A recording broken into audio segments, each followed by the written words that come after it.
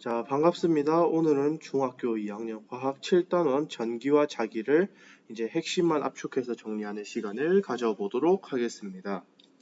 이번 단원은 크게 두 축으로 나뉩니다. 하나는 전하가 정지해 있을 때와 흐를 때의 성질을 다루는 전기이고, 다른 하나는 전류가 흐를 때 그 주변에 생기는 자기입니다.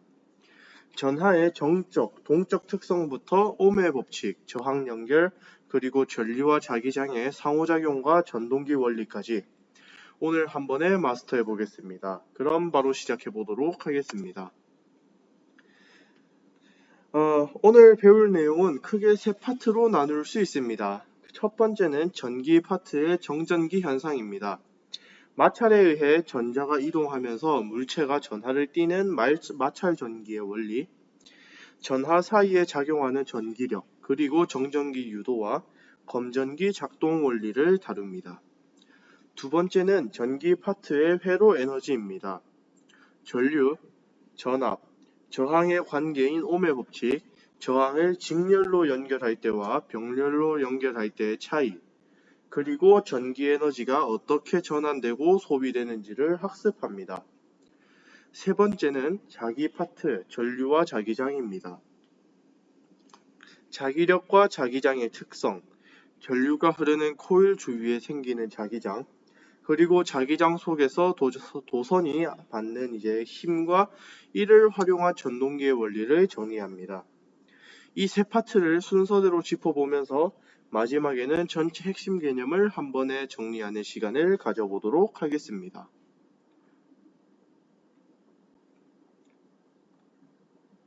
이제 첫 번째 소주제, 마찰 전기부터 살펴보겠습니다. 마찰에 의해 물체가 전하를 띠는 현상을 대전이라 하고, 대전된 물체를 대전체라고 합니다. 이걸 원자 단위에서 이해해 보겠습니다. 원자는 플러스 전하를 띤 원자핵과 마이너스 전하를 띤 전자로 이루어져 있는데, 평소에는 이 둘의 전하량이 같아서 전기적으로 중성 상태입니다. 그런데 두 물체를 마찰시키게 되면 무거운 원자핵은 그 자리에 그대로 있고, 가벼운 전자만 한쪽 물체에서 다른 쪽 물체로 이동을 합니다. 이게 핵심이에요. 원자핵이 이동한다가 아니라 전자만 이동한다는 점, 이것을 꼭 기억해야 할 것입니다.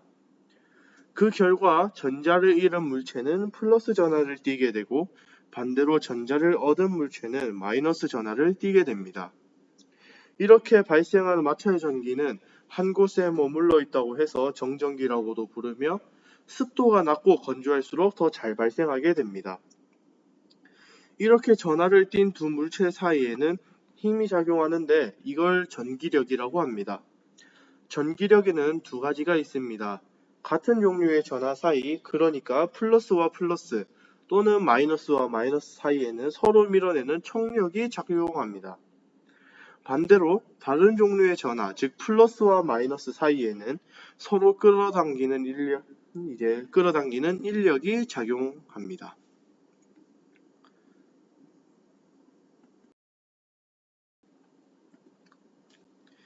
이번에는 정전기 유도 현상을 보도록 하겠습니다.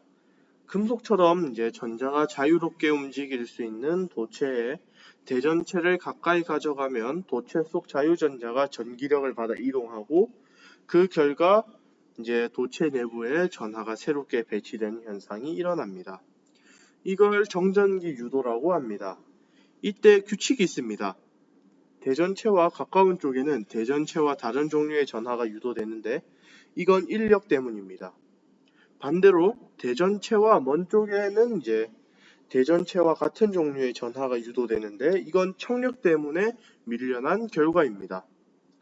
이 정전기 유도 현상을 이용해서 물체가 대전되어 있는지, 그리고 얼마나 대전되어 있는지를 알아보는 장치가 바로 검전기입니다.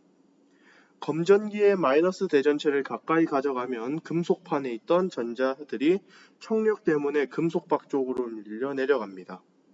그러면 금속박 두 장이 똑같이 마이너스 전하를 띠게 되면서 서로 밀어내는 척력 때문에 벌어지게 됩니다. 반대로 플러스 대전체를 가까이 가져가면 이번엔 금속박에 있던 전자들이 인력을 받아서 금속판 쪽으로 올라갑니다. 그러면 금속박은 플러스 전하를 띠게 되고 이제 마찬가지로 청력에 의해 벌어지게 됩니다. 여기서 중요한 포인트는 이제 대전체가 플러스든 마이너스든 상관없이 대전된 전하의 양이 많을수록 금속박이 더 많이 벌어진다는 점입니다. 그래서 검전기로 대전 여부뿐 아니라 대전량까지 가늠할 수 있는 것입니다.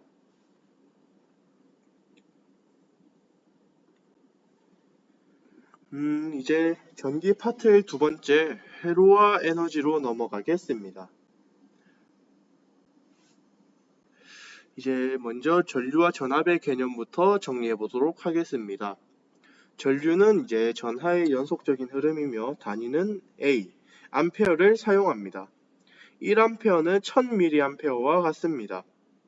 도선 속 전자의 움직임을 보면 전류가 흐르지 않을 때는 전자가 여러 방향으로 무작위로 움직이고 있습니다. 그런데 전류가 흐를 때는 전자가 전지의 마이너스 극에서 플러스 극 쪽으로 일제히 이동하게 됩니다.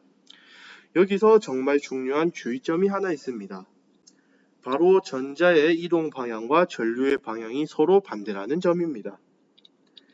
전자는 마이너스 극에서 플러스 극으로 이동하지만 우리가 약속한 전류의 방향은 반대로 플러스 극에서 마이너스 극으로 흐른다고 정의합니다.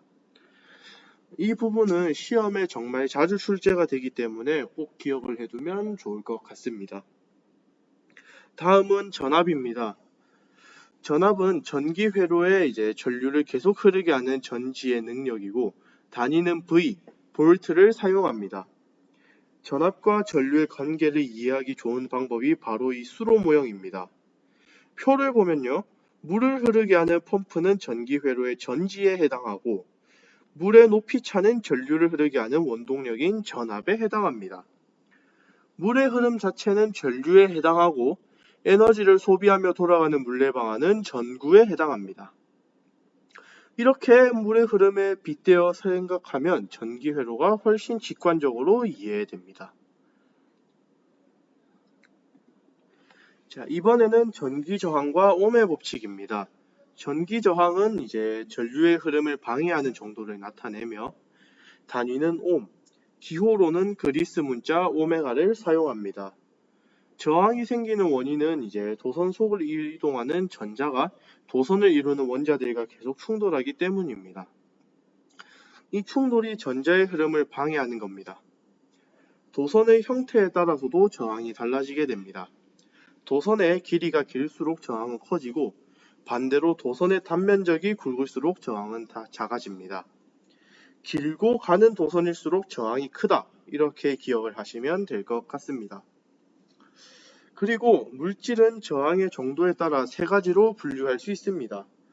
구리나 철처럼 저항이 작아서 전류가 잘 흐르는 물질을 도체라고 하고, 고무나 유리처럼 이제 저항이 매우 커서 이제 전류를 거의 통과시키지 않는 물질을 부도체라고 합니다. 그리고 이 둘의 중간 정도의 성질을 가진 것을 반도체라고 합니다. 이제 옴의 법칙을 보도록 하겠습니다.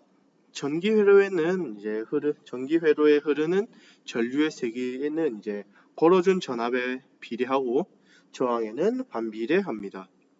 전류를 I, 전압을 V, 저항을 R이라고 하면 I는 V 나누기 R, 이렇게 표현을 할 수 있습니다.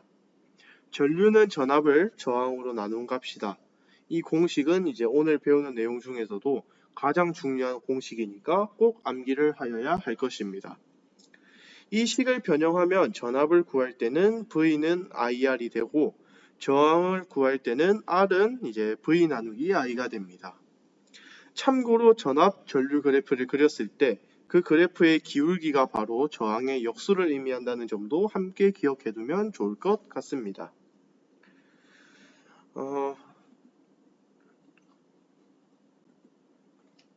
이번엔 저항을 여러 개 연결하는 두 가지 방법, 직렬 연결과 병렬 연결을 비교해 보겠습니다. 먼저 직렬 연결은 저항을 한 줄로 이제 나란히 연결하는 방식입니다. 이렇게 연결하면 도선의 길이가 길어지는 효과와 같아서 전체 저항은 커집니다. 전체 저항이 R 더하기 R2가 되는 거죠. 직렬 연결에서는 각 저항에 흐르는 전류가 모두 일정하고 대신 전압이 각 저항의 크기에 비례해서 나누어 걸립니다. 그래서 전구를 직렬로 추가할수록 회로 전체 저항이 커지기 때문에 전구는 점점 어두워집니다. 그리고 아주 결정적인 특징이 있는데 직렬 연결에서는 저항 하나만 끊어줘도 전체 회로가 차단되어서 나머지 전구도 모두 꺼진다는 점입니다. 반대로 병렬 연결은 저항을 여러 갈래로 나누어 연결하는 방식입니다. 이건 단면적이 굵어지는 효과와 같아서 전체 저항은 오히려 작아집니다. 병렬 연결에서는 각 저항에 걸리는 전압이 전원 전압과 똑같이 일정하고 대신 전체 전류는 각 가지에 흐르는 전류의 합이 됩니다. 그래서 전구를 병렬로 추가해도 개별 전구의 밝기는 변하지 않습니다. 또 하나의 저항이 끊어져도 이제 나머지는 각자 독립적으로 정상 작동한다는 것이 병렬 연결의 가장 큰 장점입니다. 실생활 활용을 보자면은 이제 직렬 연결은 퓨즈나 화재 경보 장치, 크리스마스 트리 전구에 쓰이고 병렬 연결은 우리가 매일 쓰는 가정용 전기 배선이나 멀티탭, 가로등처럼 하나가 고장이 나도 다른 게 영향받지 않아야 하는 곳에 활용이 되게 됩니다.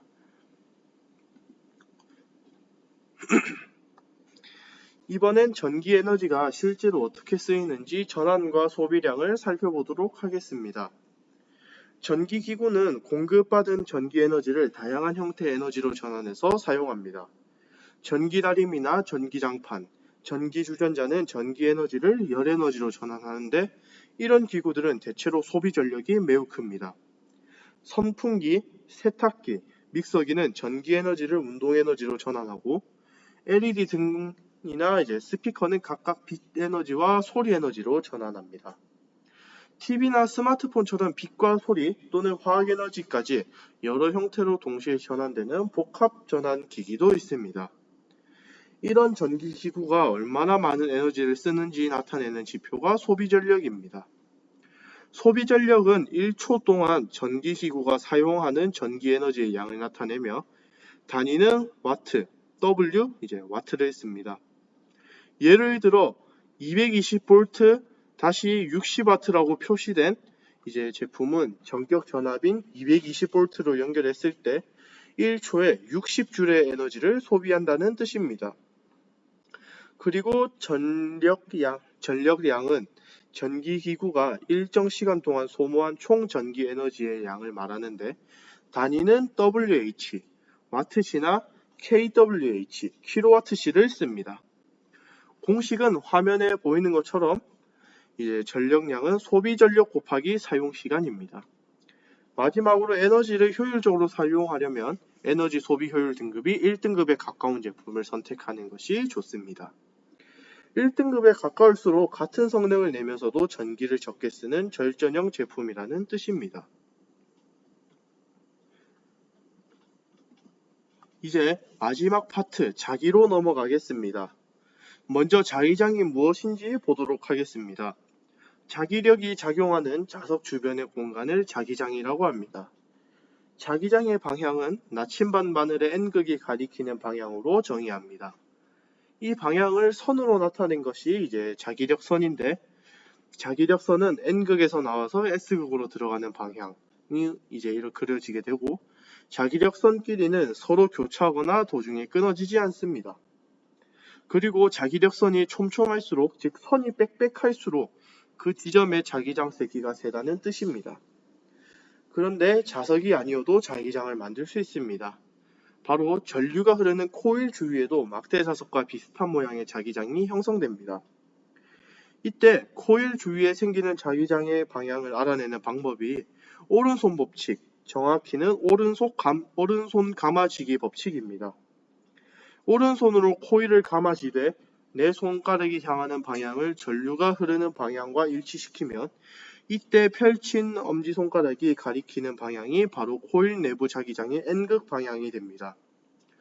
여기서 중요한 두 가지 원리를 짚고 넘어가 보겠습니다. 첫째, 전류의 방향이 반대로 바뀌면 자기장의 방향도 반대로 바뀝니다. 둘째, 전류의 세기가 커질수록 자기장의 세기도 함께 커집니다.